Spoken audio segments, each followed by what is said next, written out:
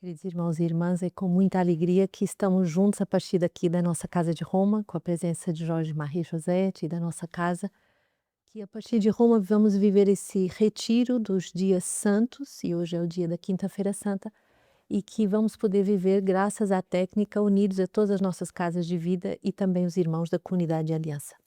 Então é uma grande graça poder celebrar os mistérios santos com o Santo Padre, viver em Roma a Via Sacra, viver em Roma esse mistério dos dias santos e também viver na nossa comunidade unidos a cada um. Hoje já rezamos o ofício das trevas, então quero vos trazer algumas pepitas desse ofício e vos pedir que rezem com a liturgia desses dias, porque são verdadeiros ensinos, também com a Alexio Divina que o diácono hoje nos deu, belíssima, para introduzir esses dias santos e a profundidade desse dia da quinta-feira. Não vou retomar o que ele deu, mas vos peço, retomem essa Alexio Divina do dia de hoje e algumas pepitas do ofício das leituras. A leitura patrística de Santo Inácio de Antioquia que dizia: amai a união, fujam as divisões. Onde há divisão e cólera, Deus não habita.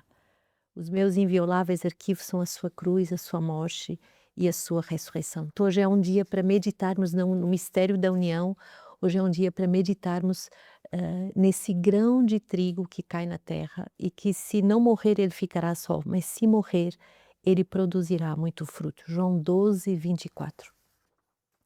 Depois o Salmo 54, que vai como que resumir esse ensino, e o título do ensino é Conservar a unidade do Espírito pelo vínculo da paz. Conservar a unidade do Espírito pelo vínculo da paz, é uma palavra em Efésios 4:3, muito querida ao Padre Jacques, e eu vou tentar ao longo desse ensino de trabalhar como São Paulo, através da ascese, nos ensina a conservar a unidade do espírito, não a unidade intelectual, não a unidade de visões, não a unidade de temperamentos, não a unidade de vontades ou jeitos de ser ou de culturas, mas a unidade do espírito, a unidade que o espírito quer nos dar.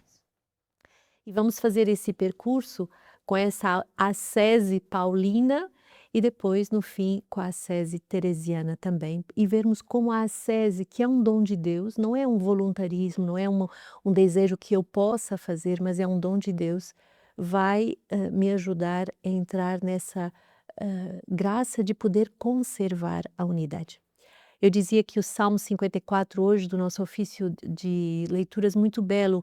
O salmista vai falar de uma angústia tão grave que lhe faz delirar. E às vezes, em momentos de grande sofrimento, nós como que perdemos o raciocínio, nós como que perdemos a capacidade de fazer uma leitura objetiva da realidade e podemos cair em grandes angústias. E ele vai dizer assim: quem me dera ter asas de pomba para fugir.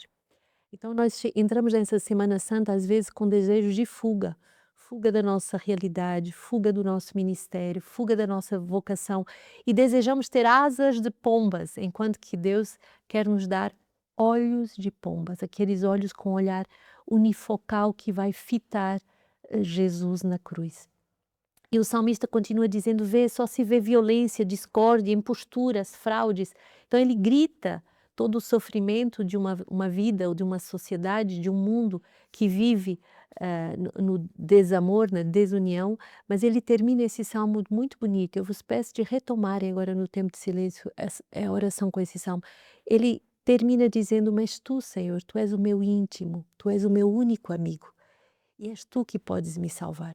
Então, em momentos de grande angústia, em momentos que nós não sabemos conservar a unidade, e todos nós fazemos a experiência. Se todos os apóstolos escolhidos por Jesus, formados por Jesus, fizeram a experiência de não conservar a unidade, quanto mais nós, pobres pecadores. Uma única conservou a unidade pelo vínculo da paz, foi a Virgem Maria. Por isso, o rosário, a presença da Virgem Maria é de grande socorro nos momentos de divisão, nos momentos de noite, nos momentos de angústia.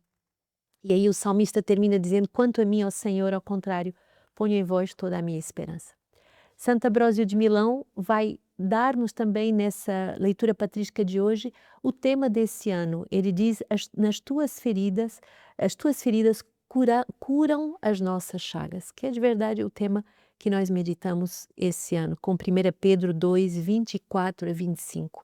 O tema do ano é sermos curados pelas feridas de Jesus. Então, não nos espantemos, irmãos, se feridas espocam, se como que furúnculos de falta de cura vão estourar, porque é o ano em que o Senhor nos dá como um grande hospital fraterno, em que podemos ser instrumentos de cura uns para os outros. Tentaremos não ser instrumentos de feridas uns para os outros, mas instrumentos de curas. Mas ainda que acontecesse de nos ferirmos uns aos outros, façamos com que essas feridas sejam feridas que podem nos salvar, feridas que podem nos curar e fazer uma grande cura. E Santo Inácio de Antioquia, e eu termino aí com o resumo do nosso ofício, vai terminar o ofício dizendo: o meu desejo terreno em mim foi crucificado. Já não há em mim mais fogo para amar a matéria, mas há uma água viva que sussurra e que diz dentro de mim: vem para o Pai, vem para o Pai. Então, passar dessas fogos das paixões que nos apegam às coisas da terra, aos prazeres dessa terra, para essa água pura que nos diz: vem para o Pai, e que nos imerge na Trindade Santa, que nos imerge nessa vida do amor incorruptível. Então, por que esse tema de conservar a unidade pelo vínculo da paz? Trabalhando os livros do Padre Jacques, nós estamos fazendo a reedição de todos eles, é como se fosse o resumo da sua vida. Toda a sua paixão pela evangelização, todo o seu fogo de evangelização era para construir comunidades inteiras unidas. E ele sabia, porque ele era confessor, o quanto era difícil manter essa unidade. Ele foi acompanhador espiritual do diácono Jorge Marie durante 40 anos, e eu tive a graça também de eu ter 25 anos como confessor.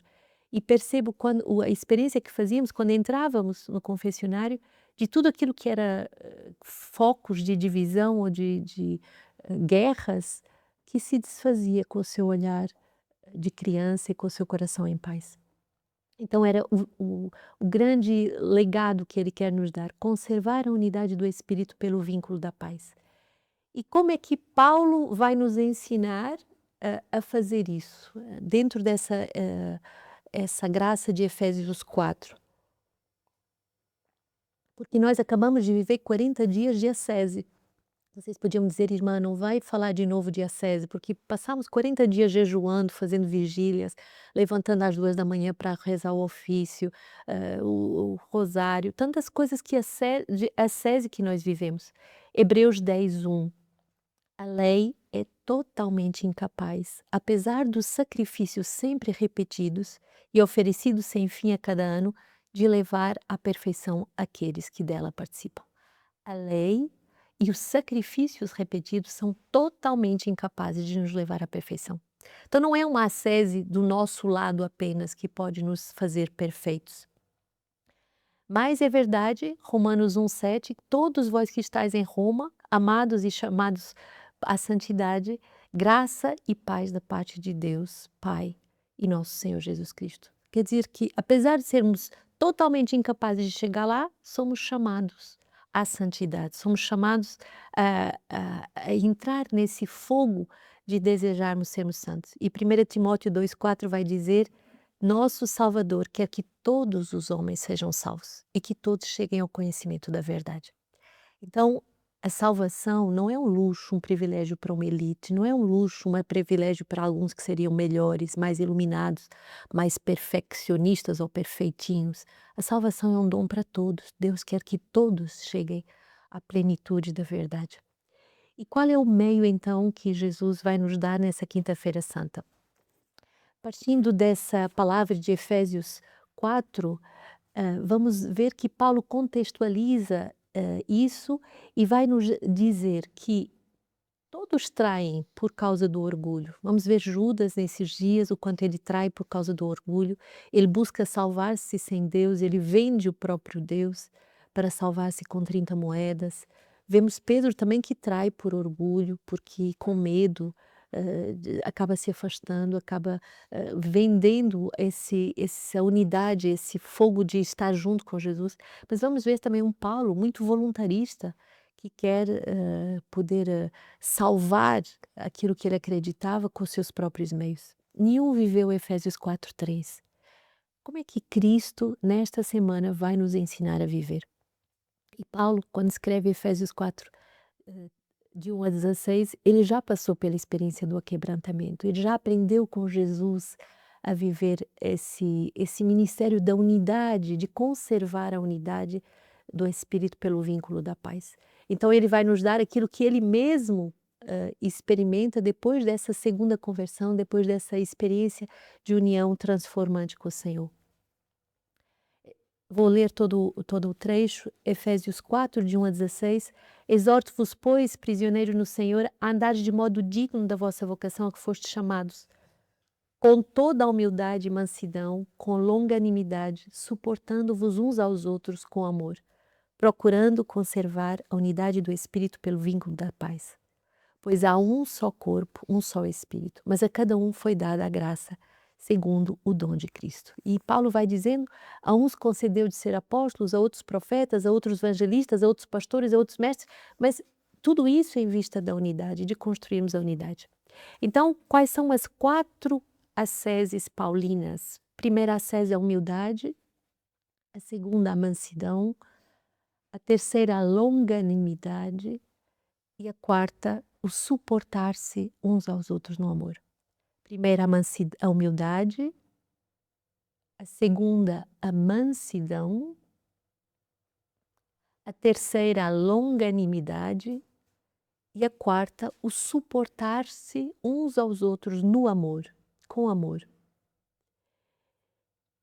E vamos ver que isso vai provocar a semente que cai na terra e que vai ter que ser quebrada, quebrantada, para poder gerar nela esse homem novo, esse agir novo, o revestir-se do homem novo, criado segundo Deus, na justiça e na santidade da verdade. É Efésios 4, 24. Quer dizer que esse caminho que Paulo nos propõe não só conserva a unidade do corpo de Cristo, o que é muito importante e já seria muito importante, mas também vai provocar uma santificação acelerada em cada um de nós. Então, quais são essas características dessas 4 armas paulinas? Armas de ascese, armas de conversão, armas de união a Deus. Primeiro, a humildade. O que quer dizer humildade? Humilitas ou humilis quer dizer aquele que está rente ao chão, aquele que está por terra, aquele que está caído. Mas na verdade, no espírito, num sentido espiritual, a humildade é aquele que reconhece os seus próprios limites. E para os judeus nós não conseguimos entrar na Torá sem entrar por essa etapa de humildade. Então, a primeira graça que devemos nesse início de retiro santo é de dizer, Senhor, nós somos pecadores. Não é só nós cometemos pecados, mas nós somos pecadores, nós somos muito limitados. E ao reconhecermos as nossas limitações, inclusive em sermos guardiões da unidade do Espírito, nós entramos numa pequenez que vai fazer com que o Senhor possa trabalhar o nosso coração. Aquilo que antes era pejorativo, eu me sentia um nada, um lixo, algo de desprezível, agora eu percebo que é uma virtude nobre, que está a serviço daquele que é simples e que se submete a Deus. Então a humildade, finalmente, é essa graça de se submeter a Deus, de reconhecer que somos fracos, que somos pecadores e que precisamos do amor de Deus. E aí temos as palavras muito bonitas, 1 Pedro 5, 6, aquele que se curva sob a poderosa mão de Deus. Então o humilde é aquele que se curva sob a poderosa mão de Deus. Cada vez que fazemos a experiência da nossa pequenez, do nosso nada, é a hora de nos inclinarmos e de fazermos um ato de humildade. Não de nos desesperarmos, não de darmos lugar ao demônio que vai nos acusar ou fazer-nos acusar os outros, mas de nos prostrarmos e nos inclinarmos sob a poderosa mão de Deus. E aí Pedro vai profetizar que depois de termos sofrido um pouco com aquela humilhação, depois de termos sofrido um pouco, o Deus de toda a graça, Ele vos restaurará, vos firmará, vos fortalecerá, vos tornará inabaláveis. 1 Pedro 5, de 5 a 11. Quer dizer que mesmo naquilo que eu toco, a minha humildade, o meu nada, se eu aceitar a pedagogia de Deus, esse caminho se tornará um caminho de me tornar inabalável. Então os santos não foram gente que não pecou, os santos não foram gente que não fez a experiência de grandes humilhações, os santos foram pessoas que aceitaram essas grandes humilhações como caminho de fortalecimento interior. Então, a arma da humildade é uma arma de exorcismo, ela expulsa o demônio. Tapeinos, em grego quer dizer aquele que está abatido, aquele que, como São Tiago vai dizer, Tiago 4, 6, aquele que aceita a graça de Deus. Então, o humilde é aquele que aceita receber a graça de Deus. E Tiago 4 vai dizer: mas de onde vêm as guerras? De onde vêm as lutas entre vocês? Justamente dessa falta de graça, da humildade. Então, Tiago vai dizer, Tiago 4, 6 vai dizer: Deus dá a graça aos humildes. Sujeitai-vos a Deus e resisti ao diabo, e ele fugirá de vós. Então, se aceitarmos entrar nessa humildade de nos abaixarmos sob a mão de Deus, nós vamos entrar nesse grande amor. E muitas vezes nós fazemos o contrário, nós resistimos a Deus e nos sujeitamos ao demônio. Então, agora é aprender a resistir ao demônio e nos sujeitar a Deus. Filipenses 2, 1 a 18, é um texto muito meditado em todas as vésperas, mas também agora nesses dias santos, ele se esvaziou de si. Então, o humilde é aquele que aceita se esvaziar de si, das suas certezas, das suas razões, dos seus quereres, das suas vontades, até dos seus projetos de santidade. O humilde poderia ter 1000 projetos para fazer um caminho vocacional, mas ele se esvazia dos seus projetos e aceita o projeto de Deus, mesmo se não lhe parece o melhor projeto, ou que mais lhe agrada, mas ele é humilde. Então, Paulo vai nos dar uma segunda arma, que é a arma da mansidão. E mansidão, mansus em latim, quer dizer permanecer, ficar. Era aquele que é domesticado, é aquele que é habituado a ficar em casa. Ou seja, aquele que não tem vontade nem desejo de escapulir, de fugir, de se salvar. Ele é tranquilo e brando. Os animais domesticados são aqueles que estão habituados à mão humana, são aqueles que se deixam guiar pela mão humana. Então, o manso é aquele que se deixa guiar por Deus, com calma, com brandura, que é pacífico. Então, muitas vezes, o mansidão, Jesus vai dizer, né, eu sou manso e humilde de coração. São duas graças que vão juntas.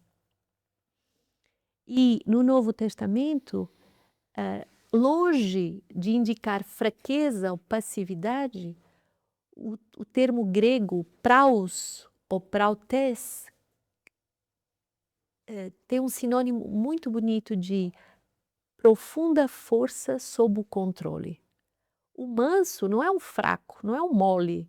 O manso é alguém que tem uma profunda força, mas que é uma força que não está descontrolada, desgovernada.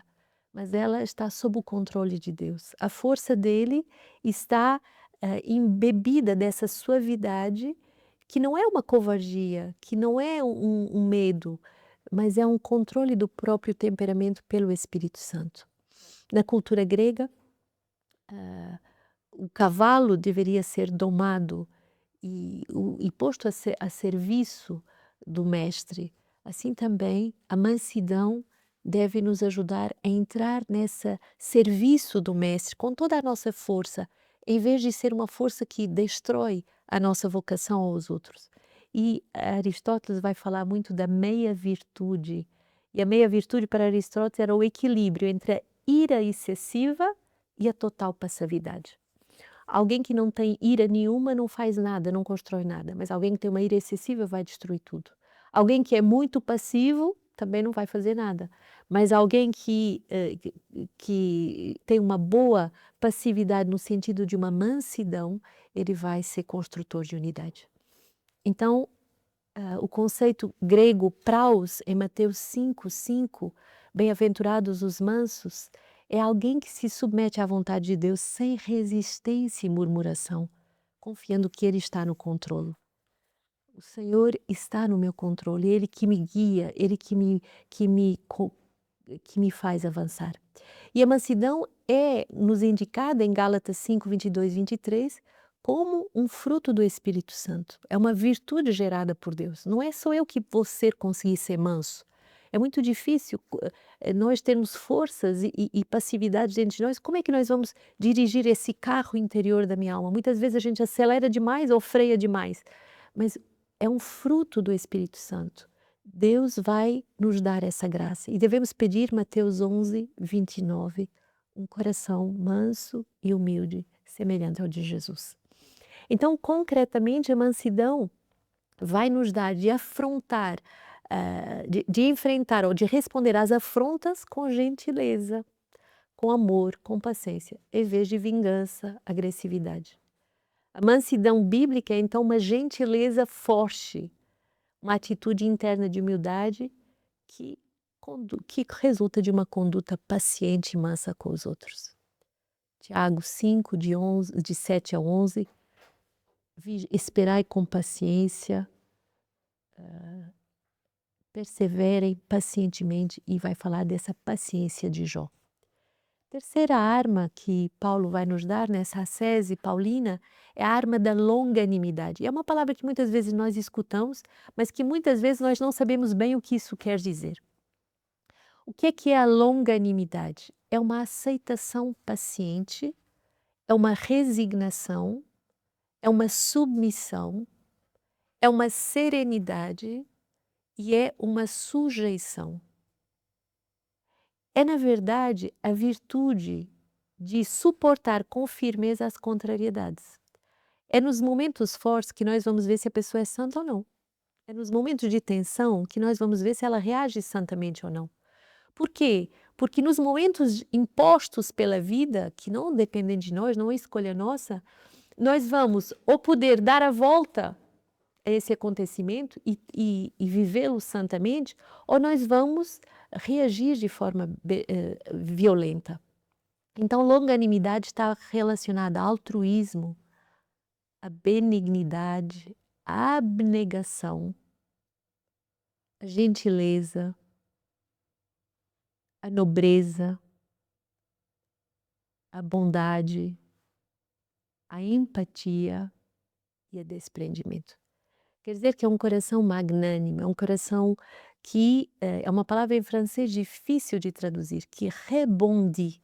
É como uma bolinha, né, que a gente joga e ela salta várias vezes. A cada queda ela salta, ela tem um novo ímpeto, uma nova forma de se retomar, de recomeçar, de se recuperar para se erguer. Então, aquele que é longânimo é aquele que é capaz, a cada queda, a cada obstáculo, de rebondir, de recomeçar, de tomar aquele desafio como uma nova etapa de santidade, aquele problema como uma nova etapa de inspirada de resposta a Deus.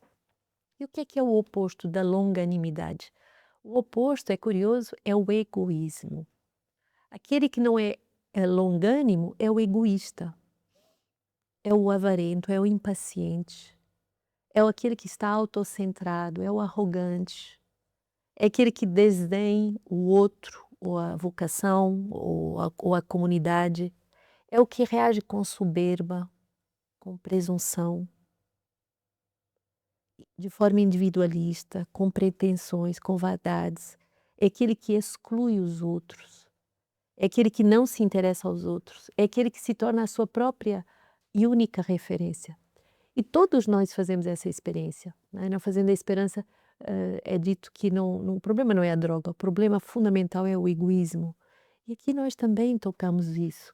Quem de nós não faz essa experiência de ser egóico, centrado sobre si, e julgando os outros a partir de si, ou julgando os outros a partir das suas situações? Então, hoje o Senhor quer nos dar esse dom da longanimidade. E qual é o fruto da longanimidade? A paz. Uma pessoa que é longânima, ela tem a paz. E é curioso, na palavra de Deus, fui pesquisar e a palavra de Deus só tem 2 vezes em toda a Bíblia a falar sobre a minha paz, a paz de Deus. Uma vez em que Deus vai retirar a paz de Deus, e outra vez que ele vai nos dar a sua paz. Jeremias 15, 5 a 13. Eu irei retirar a minha paz desse povo. Por que que ele vai retirar? Porque eles são obstinados e cada um faz o que quer. E eles são ainda pior, mais obstinados que os pais deles. Então a pessoa é tão obstinada na sua vontade que ele acaba perdendo a paz, porque ele não se abre à relação com o pai. Mas em João 14, 27, Jesus vai dizer, eu vos dou a minha paz. Não a paz como o mundo vos dá, mas eu vos dou a minha paz. Não se perturbe o vosso coração. E nós podemos muitas vezes achar que é lento esse processo de conversão e que às vezes Deus deveria tratar com mais vigor aquele irmão que não se converte ou até aquela situação, por que que Deus permite? E em sabedoria 11, 23 a 12, 8, sabedoria 11, 23 a 12, 8, nós vamos ver esse Deus longânimo, que age com muita indulgência, com muita paciência, porque ele diz, nós somos um nada diante de ti, mas pouco a pouco corriges os que caem, porque tu os tratas com indulgências e lhe dás tempo para que se convertam. A paciência de Deus, a longanimidade de Deus para conosco, é um ato de paterno, de misericórdia, de nos dar tempo para nós nos convertermos. Então, uma pessoa que tem indulgência, que é longânimo, ela sabe contemporizar. Olha que bonita essa palavra. Contemporizar. Ceder ou transigir para evitar conflitos. Meu Deus, faça um conflito. A gente ficaria ver 2 pessoas que brigam e vai uma aumentando a guerra e outra. E aí a gente fica perguntando, mas quem vai dar o braço a torcer? Quem vai ser aquele que vai ser mais longânimo, capaz de dar o braço a torcer? Quem é aquele que tem maior postura de flexibilidade, de capacidade inclusive da compreensão dos erros dos outros, das falhas dos outros. Então, o fruto da longanimidade é o fruto, é uma profunda paciência consigo mesmo e com o caminhar passo a passo dos outros. Uma pessoa que é longânima, ela tem capacidade de ter paciência consigo mesmo e também paciência com as demoras do crescimento, as etapas de crescimento dos irmãos. Muitas vezes nós podemos nos exasperar contra nós mesmos e dizer: Senhor, como é que é possível? Eu já tantas vezes fiz esse propósito de não me irritar com isso, de não pecar naquele aspecto, de ser mais amoroso, mais compassivo, mais misericordioso, e eis que caí. E a pessoa pode ter uma ira contra si ou então contra os outros. Mas o Senhor quer nos dar essa graça da longanimidade. Aceita a tua pequenez. Aceita que o processo de santificação é um processo lento e que a gente vai sendo cozinhado em fogo brando. Então, nesse ano da cura e da libertação, a longanimidade vai nos dar uma visão mais realista sobre os outros, sobre mim mesmo e sobre as situações. Eu não vou me escandalizar que aquele irmão tenha pecado naquele aspecto, ou que caiu na sexualidade, ou no relacionamento, ou que mentiu, ou que roubou, ou que fez. Eu não vou me escandalizar, mas eu vou interceder para que aquele irmão faça esse passo de conversão. Então, é um fruto que nos ajuda a compreender melhor a vida, a não nos irritar com tanta facilidade e nos ajuda a suportar as adversidades, a não ceder à irritação. Longânimo, do latim longanimis, vem da palavra longus e animus. Quer dizer, aquele que tem um ânimo longo, um espírito duradouro. É o contrário das oscilações do humor tão frequentes na nossa etapa, nessa época. É uma pessoa que possui uma grande paciência, uma tolerância, que aceita suportar dificuldades e ofensas ao longo do tempo. Então, é uma capacidade de suporte, e olhamos para Jesus nesses dias santos, meu Deus, ele estava ali com o seu conselho, com os seus 12, com os seus íntimos, e todos vão traí-los, todos vão se afastar, todos vão deixar esfriar o amor, e Jesus não é isso que o faz se rebelar ou se revoltar, mas ao contrário, ele avança na doação da sua vida. Uma pessoa longânima é uma pessoa que tem capacidade de esperar, de perdoar, de manter a serenidade. É uma pessoa com uma grandeza de alma.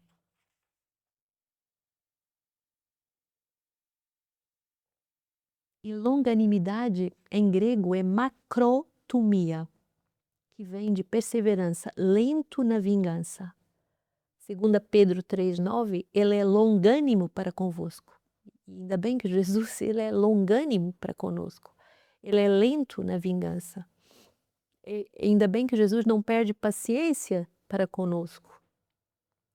Então, o oposto do longânimo, com linguagem corriqueira, seria aquele que tem pavio curto, que estoura por nada, que estoura por pouca coisa. 1 Timóteo 1, 12 a 16. Sou agradecido com aquele que me deu força, Cristo Jesus. Ele que me tomou para o seu serviço. Eu que outrora era blasfemo, perseguidor e insolente, mas obtive misericórdia porque agi por ignorância. Superabundou para mim a sua graça. Se me foi feita misericórdia para mim, é o versículo 16, tão bonito. 1 Timóteo 1,16. Se me foi feita misericórdia para mim, foi para que em mim, primeiro Cristo demonstrasse toda a sua longanimidade. Então, quando Deus nos faz misericórdia, Ele está mostrando a sua longanimidade, a sua grande capacidade de nos suportar, fracos, pecadores, miseráveis, que já deviam ter se convertido há tanto tempo. Então, macros em latim quer dizer longo, grande, demorado, lento, e tumos é a ira, a fúria, a cólera. Então, macrotomia significa ser lento para a ira, tardio para irar-se. Então, o longânimo é aquele que face a uma situação que poderia fazer explodi-lo, e todos nós temos situações. Tem gente que explode de forma mais visível, mas tem gente que está sempre implodindo e que está sempre em guerra. E que mina esse veneno de outra forma, às vezes com coisas laterais, até com ironia. Mas a longanimidade vai nos dar essa capacidade de suportar ofensas, de lidar com condições adversas, de lidar com provocações ao longo de vários anos sem perder a serenidade e sem ceder à ira.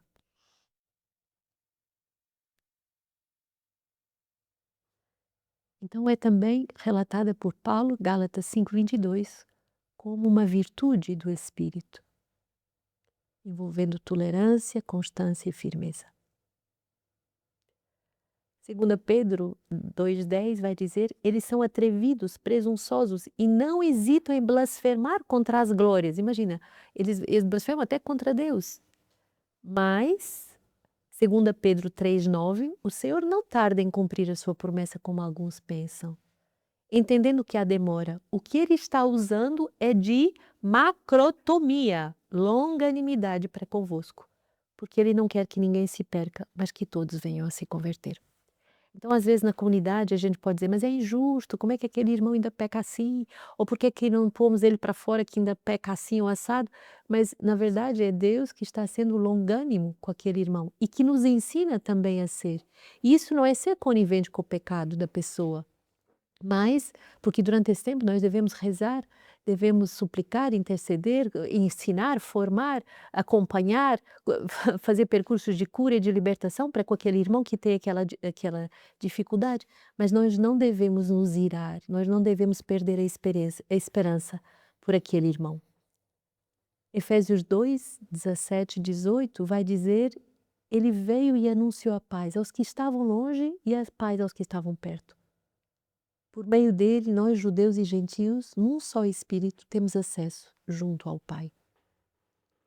Muito bonita essa passagem. Por causa da paz que Deus deu, tanto aos que estavam próximos, mais santos, aos que estavam longe, mais pecadores, todos temos livre acesso ao Pai. Então, nessa Páscoa, aquilo que devemos pedir para todos nós e para a nossa comunidade como um todo, é de refazermos essa experiência do amor filial, de aprendermos a ser filhos no Filho e de recebermos esse dom da paz que ultrapassa todo o entendimento. 1 Tessalonicenses 5:23, o Deus da paz vos conceda santidade perfeita, e que todo o vosso ser inteiro, o espírito, a alma, o corpo, sejam guardados de modo irrepreensível para o dia da vinda de nosso Senhor Jesus Cristo. Ele que vos chamou, Ele é fiel e Ele agirá. Peçamos ao Deus da paz de verdade de nos santificar nesses dias santos. E nesse tempo de silêncio, nesses dias em que a liturgia é tão densa e é tão profunda, que sejamos santificados e que o Deus da paz vos conceda a paz em todo o tempo e em todo o lugar. 2 Tessalonicenses 3,16. O demônio, ele quer nos atacar muitas vezes nos retirando a paz.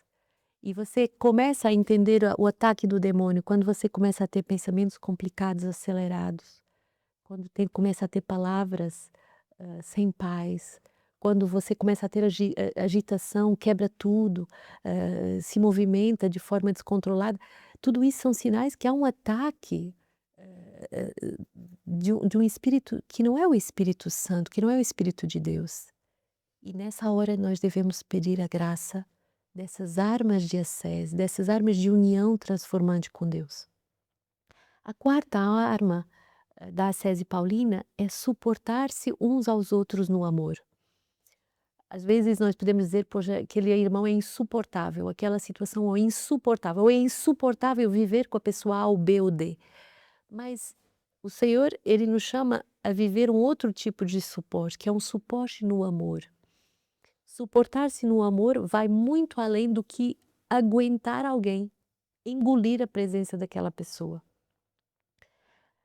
Provém do grego anexomai, Colossenses 3,13 e Efésios 4,2.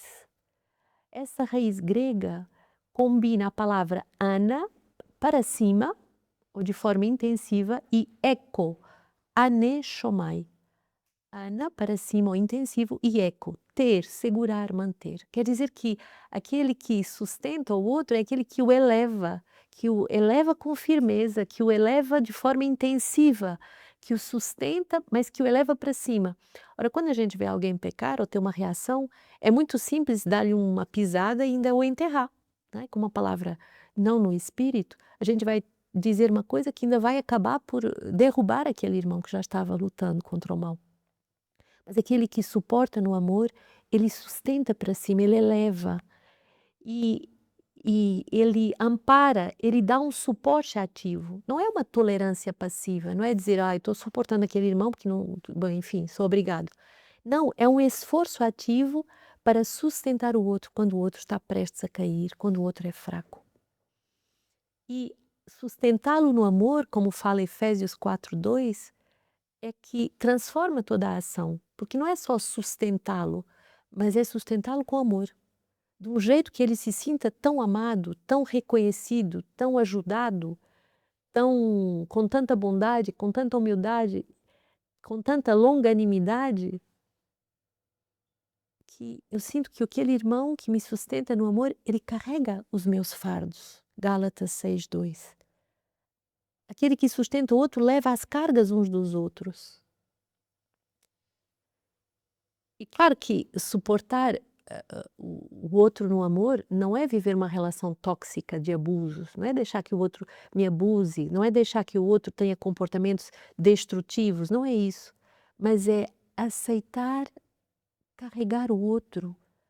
A santidade do outro me pertence, é missão minha. Eu devo dar a minha vida para que o outro seja mais santo. A santidade do outro é meu fardo, porque Jesus nos deu uns aos outros para nos santificarmos, para irmos até o fim no amor. Então não é por obrigação, mas é por amor.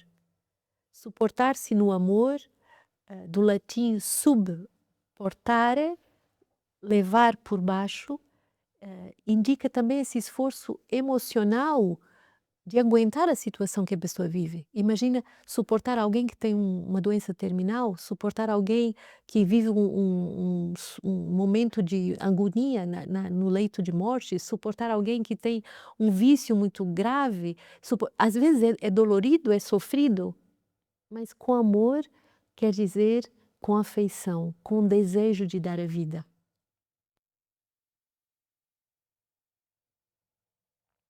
E de fato, nesses dias nós vemos que não há maior amor do que dar a vida por aquele, pelo outro. Muitas vezes não aceitamos esse amor que vai até o fim, até os aspectos mais dolorosos e cruéis. E quando a pessoa se torna muito difícil de amar, é mais fácil divorciar, é mais fácil largar, é mais fácil abandonar. Ora, o amor da Quinta-feira Santa é o amor que vai até o fim, é o amor que não abandona, é o amor que se torna criativo para amar quando é difícil de amar. E queria vos trazer alguns números de Amoris Laetitia, o Papa Francisco, né? Estando aqui em Roma, celebramos dia 21, daqui a poucos dias, o primeiro ano de aniversário do Papa Francisco. E o Papa Francisco foi um Papa muito profético, mas um Papa muito santo. Tenho a certeza que vai ser canonizado, tal como seus predecessores. E era um Papa com uma grande força, né, de mudanças, que sacudia as estruturas, mas também um Papa muito espiritual, muito profundo. E ele vai justamente falar, em Amoris Laetitia, o número 118, sobre o que é tudo suporta. E ele diz, tudo suporta com espírito positivo face a todas as contrariedades. Então, suportar não é estar ali passivo, mas é ter um espírito positivo face às contrariedades.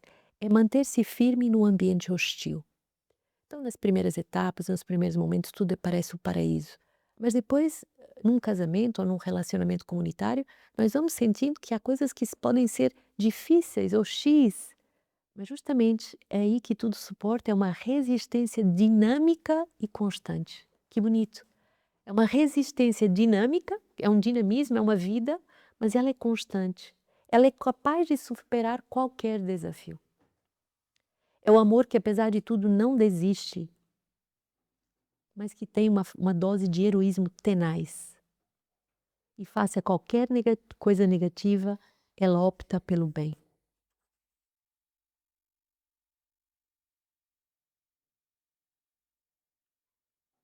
A pessoa forte é aquela que quebra a cadeia do ódio, a cadeia do mal, diz o Papa.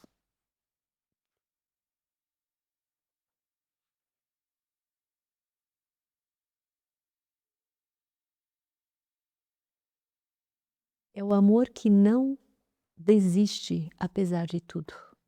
O número 119. E o Papa vai dizer como é que nós que chegamos aqui, é o número 103. É trabalhando essa violência interior. E no coração dos apóstolos, nesse dia, na Santa Ceia, havia muitas violências interiores. A violência daquele que vem de Jesus, a violência daquele que se revolta, a violência daquele que tem medo, tantas violências interiores. E o Senhor hoje nos chama a transformar essa violência interna, essa irritação escondida, que nos põe em defesa, numa atitude de defesa face aos outros, como se os outros fossem os nossos inimigos que devíamos nos evitar. Alimentar a agressividade íntima, diz o Papa, de nada aproveita. Apenas nos adoece, nos isola. Ela é prejudicial. Uma coisa é sentir agressividade, 104. Outra coisa é consentir com ela e deixar que ela se torne uma atitude permanente.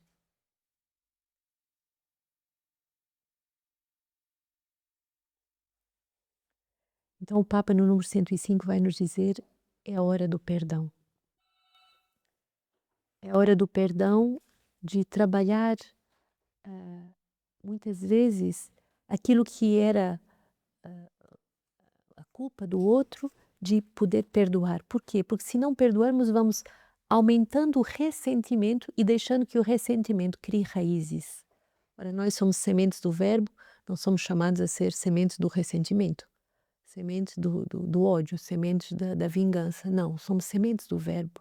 Então devemos lutar para que as dores, as injustiças, aquilo que nós podemos sofrer, não crie raízes dentro de nós. E o Papa vai dizer, o problema é que muitas vezes atribui-se a tudo a mesma gravidade, com o risco de se tornar cruel perante qualquer erro do outro. A justa reedificação dos próprios direitos torna-se cada vez mais persistente e constante, uma constante sede de vingança do que uma sã defesa da própria dignidade. Quer dizer que às vezes nós, querendo defender aquilo que é o meu direito, eu me torno cruel face aos outros. A comunhão só pode ser aperfeiçoada e conservada, diz o Papa, num grande espírito de sacrifício. E aqui há a sese. A comunhão fraterna, familiar, de uma comunidade só pode ser conservada e aperfeiçoada num grande espírito de sacrifício. Exige de todos nós uma disponibilidade à compreensão, à tolerância, ao perdão e à reconciliação. E o Papa vai dizer, uma família, vocês sabem, muitas vezes podemos sofrer, mas com um pequeno gesto se quebra uma guerra. Um pequeno beijo, um pequeno sorriso, um pequeno pedido de perdão. Usemos essa arma hoje, nesse dia do grande lava-pés. É o grande lava-pés da igreja, mas façamos esse lava-pés de verdade. Não passamos essa Páscoa com ressentimentos dentro de nós. Rapidamente gostaria de vos dar a mesma leitura dessa ascese com Santa Teresa d'Ávila. Claro que esse tema que eu vou abordar em poucos minutos poderia ser um retiro de 7 dias. Mas Santa Teresa d'Ávila vai nos ensinar que a cada etapa do crescimento, e ela fala das etapas das moradas, né, que é como uma imagem pedagógica de nos unirmos ao Senhor, que a cada etapa temos uma forma própria de ascese. Quer dizer que a ascese não se vive ao longo das nossas etapas de vida da mesma forma. Teresa d'Ávila vai dizer, no início da nossa vida, na primeira morada, são mortificações físicas, jejum de pão, de água. Bom. Mortificações depois que se sucedem do coração, já são mais profundas. A ascese do recolhimento, como é difícil se recolher, viver o silêncio, deixar o WhatsApp, deixar o celular. Quantas guerras a gente vê os novos comunitários terem porque não conseguem se desprender do celular por 1 ano, por 2, por 3. Então, são as primeiras asceses, irmãos, e se nós não entramos nem nas primeiras, nunca chegaremos às últimas. A ascese depois da língua. Então, são 7 formas que Teresa d'Ávila vai nos dar. Primeiro, as mortificações físicas, é a primeira. Segundo, as mortificações do coração. Terceiro, a ascese do recolhimento. Quarto, a ascese da língua. Quinto, a ascese da atividade natural. Sexto, a ascese mística. E por último, e é tão bonito, a ascese da pequenez. A última morada se associa a essa ascese de pequenez. Então ela vai dizendo que nas primeiras moradas, que a alma está buscando Deus, o que ela tem que fazer? É se orientar para Deus, é fazer essa ascese de recolhimento em que ela foge das ocasiões, é que ela foge do pecado, e para isso é preciso vigor. É preciso uma regra de vida muito clara em relação à sua oração. E ela diz, é preciso uma ascese discreta, cultivando grandes desejos. Mas nas terceiras moradas, a ascese é o desapego do que se realiza. Engraçado, se num primeiro momento precisamos de ser vigorosos e lutar, num segundo momento precisamos de nos desapegar daquilo que nós fazemos. A ascese é o desapego de realizar obras. É ultrapassar a sabedoria da razão. Nas quartas moradas é uma ascese absoluta do dom de si, indeterminado e renovado muitas vezes. Quantos comunitários, filhos, 3 ou doados, 2, 3, 4, começam a dizer, não, mas eu acho que eu podia fazer outra coisa. É sinal que tu estás na quarta morada, filha. Avança.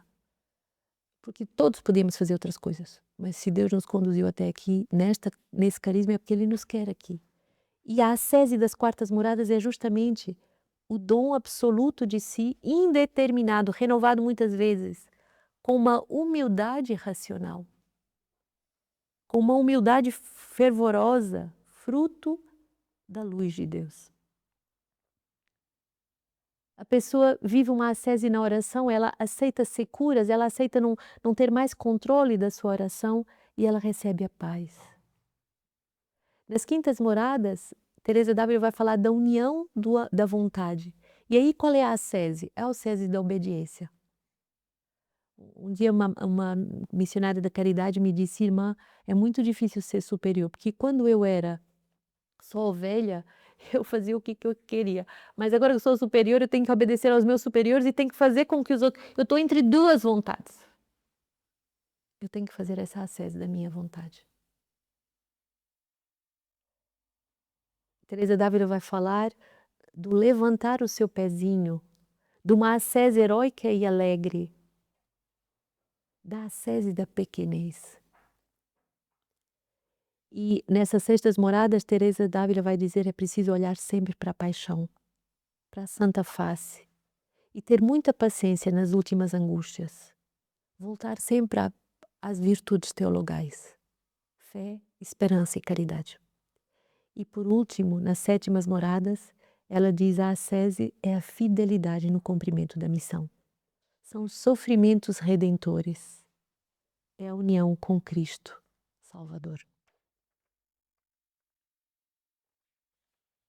Quando vemos as pessoas avançarem em santidade, percebemos que tomar um remédio pode ser um ato heróico, o ir ao ofício pode ser um ato heróico, oferecer uma doença incurável pode ser um ato de grande ascese e de grande união a Deus.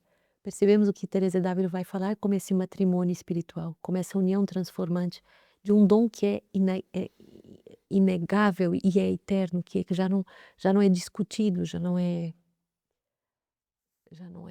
brigado, já não suscita brigas internas. Quero terminar esse ensino com duas pessoas que conhecemos muito bem, o Padre Jacques e o Padre Jonas, dois santos que hoje estão no céu e que são amigos certamente, porque vocês sabem todo o amor que o Padre Jonas tem pela evangelização, e o Padre Jonas, para nós na França, a figura Padre Jonas seria o Padre Jacques. E o Padre Jacques, no seu livro Europa, Onde Está o Teu Deus, que ele escreveu em 2004, então há 22 anos, na página 236 da versão francesa, ainda não tem portuguesa, mas está no forno, mas esse livro, Europa, Onde Está o Teu Deus, ele vai dizer: a nossa Europa está doente. Mas que nome tem essa doença? A doença é a tibieza. O que é a tibieza? É não ser nem frio, nem quente. É viver numa autossuficiência, numa rotina religiosa de desânimo.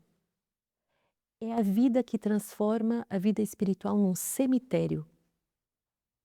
E o Padre Jacques dá 4 remédios que podíamos tomar como os remédios para esse bom retiro: a conversão, o arrependimento, a decisão e um coração novo.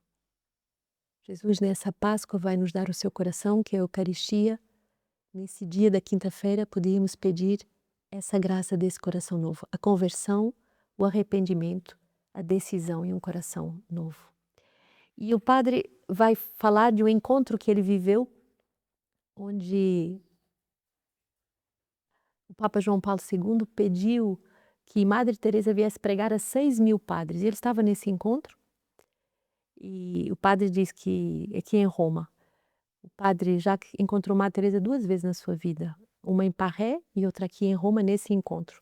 Encontro sacerdotal 1984. 6.000 padres chamados à santidade era o tema desse encontro.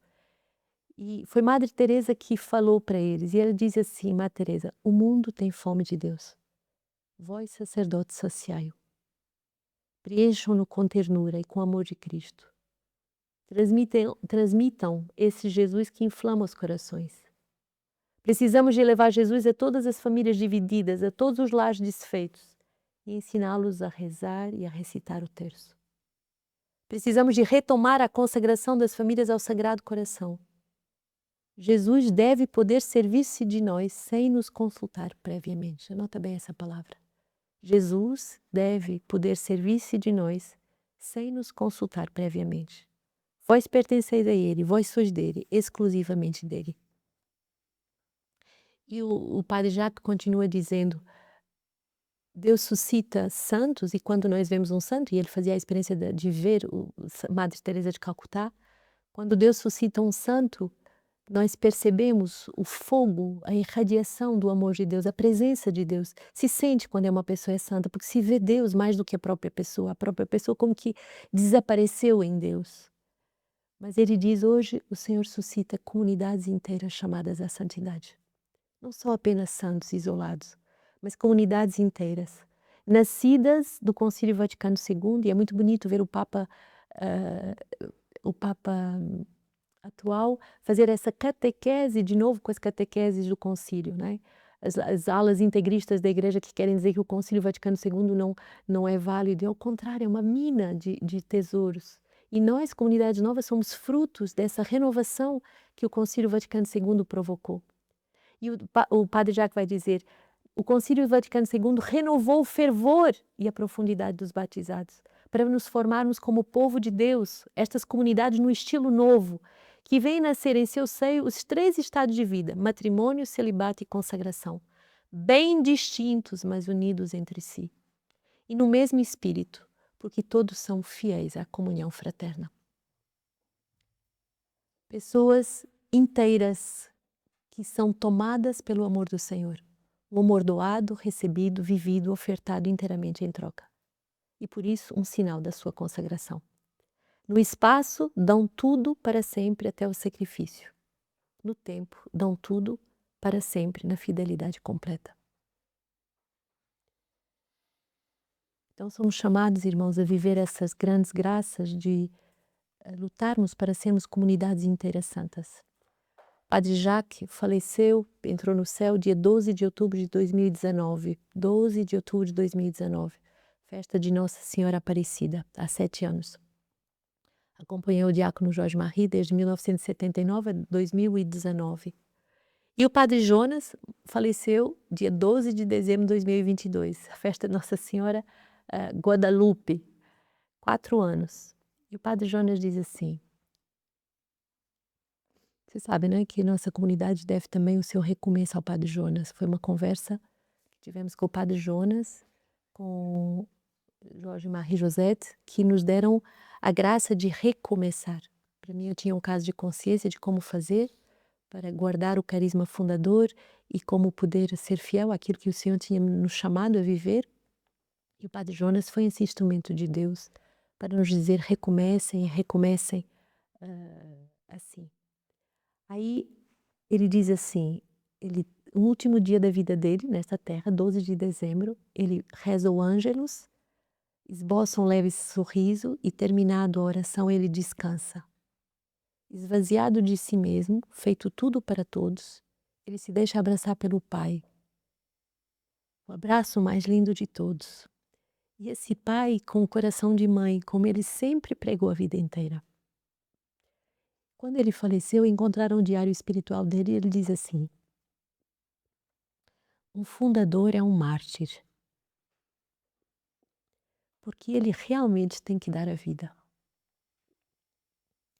Ele tem que dar a vida como uma mãe que engravida, uma mãe que gera,